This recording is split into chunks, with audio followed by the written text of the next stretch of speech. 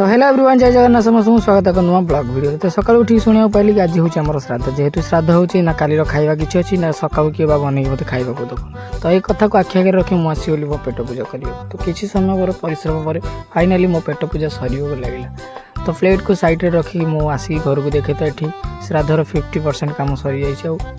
50% इतने लोक बसवास कर समस्त सदस्य को आशीर्वाद प्रार्थना करके मुझे आसली हारी चंदन लगे। तो एपटे चंदन काम फटाफट लगे सारापर सेपटे दादा भी चली जाते पिंड विसर्जन करने को। एपटे मुझे जाइली लोक मानू डाक जेहेतु एमको डाक आसती एपटे काम भी बढ़े सारे। आ डेरी नक मुझे बसी पड़ी पतरी खाया पिठा पर थी छणा बैगण। तो भाई मत बहुत पसंद, यहाँ वर्ष को थे मत मिले। आपण तो जानते खीरी पिठार कम्बिनेसन कौन बाबू कहि।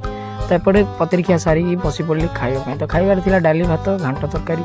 तो एपटे आम निमंत्रित गेस्ट भी आसी जाते पत्री खायापी। तो किसी समय हसी हसी से भी पत्री खाईदे। आमर टाइम आसी जाता मुरुगन भाई को छाड़ी जीवार बस स्टॉप, कारण से आज जी भारी बाहर को आ डेरी।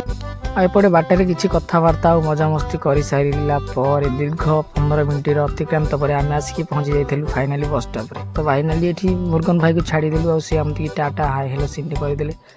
तो आज ये देखा नेक्स्ट ब्लॉग रे रही। राधे राधे, जय जगन्नाथ।